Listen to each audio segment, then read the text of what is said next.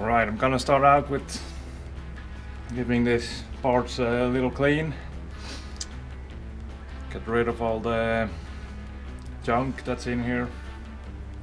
So I have a good, nice and clean surface to work with when I'm gonna try and repair this stuff. So I'm using my rotary washer here. Just put everything in and turn it on and everything cleans itself, don't have to touch it. Putting the crank in too. Try and flush out all of the filings or whatever that might be in there. Won't hurt, I guess. And lock it in place. Hopefully will stay put. And finally the cylinder. See how much out of balance this thing is when it starts rotating. But it's not very sensitive. It's made for having heavy stuff in it, so we will see.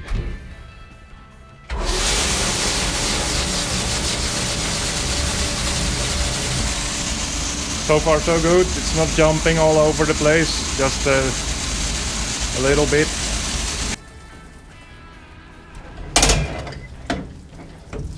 Spinning quite fast. I should probably turn this upside down so the water runs out instead of being trapped in there. I have my special counterbalance here that I will put it around there somewhere. Try and counterbalance for the crankshaft. Maybe shake a little less.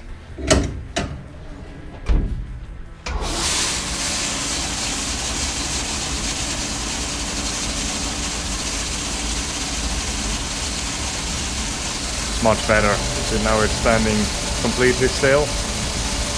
Almost. Alright, I'm gonna let this run for 10-15 minutes. Alright, hopefully through the magic of television, this is all gonna be clean now instantly.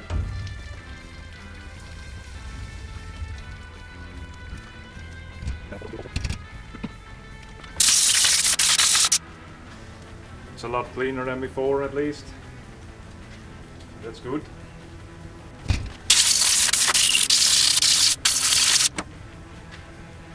Same here, a lot better.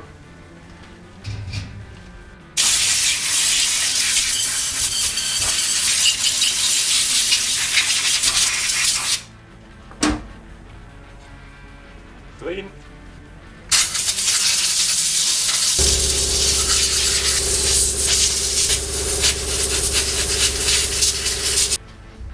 A little oil in the bearings right away because I don't want them to start rusting.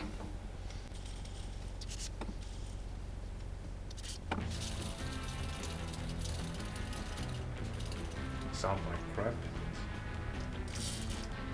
They're brand new and these are C3 bearings, so they have a little more play than regular bearings.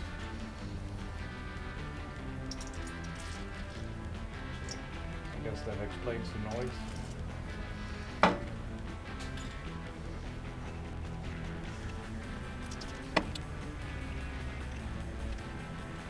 Right, good enough. So here you can see the damage that I need to fix. There's a big crack here. That's not good. It looks like the whole side has been pushed out a little bit. And then there's another smaller crack over here. On the other half, it's crack here.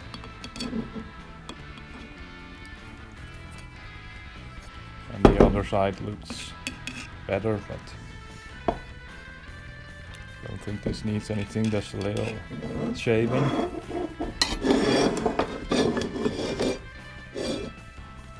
So my plan is I'm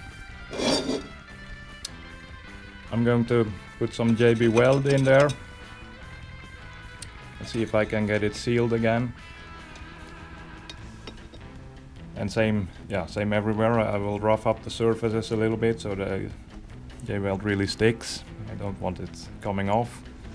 So to clean it, I'm going to use my little Chinese boarding tool. Sorry, not to clean it, to rough it up with one of these little stones on it.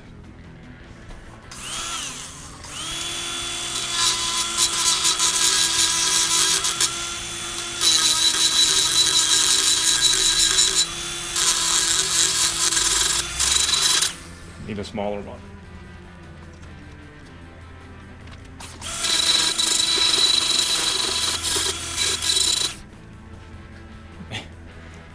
How am I gonna do this?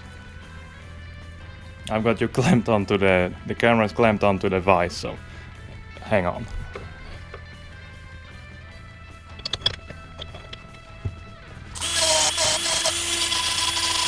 No idea if you can see any of this. A bit of an awkward angle with the camera in the way.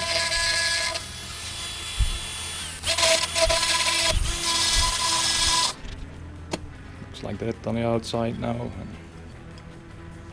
But on the inside I'm probably going to try and give it a couple of hits and see what happens. If I can bend it back.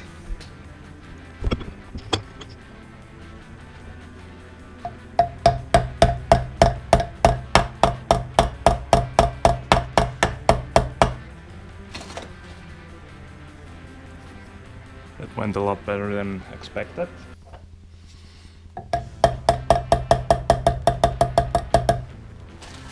Have to be a bit careful because there's not a whole lot of material left here.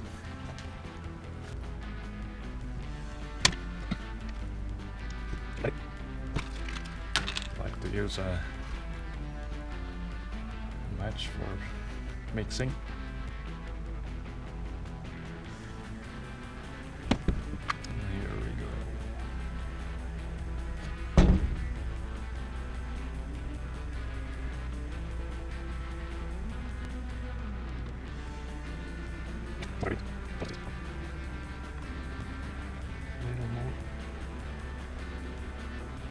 Well, even out if it's somewhat fluid. And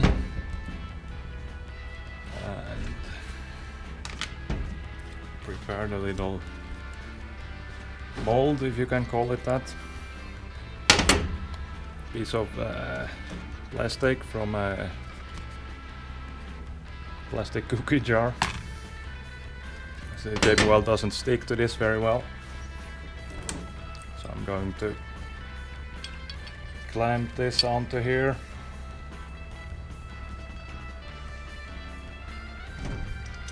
Hopefully.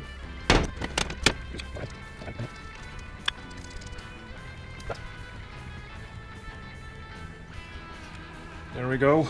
Now I need to leave this to harden for 24 hours before I do any machining or anything to it. And I need to keep it in the right position. I didn't really think this all the way through. Luckily I have lots of junk laying around.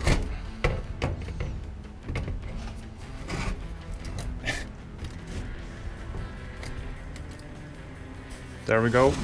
Perfect. Maybe.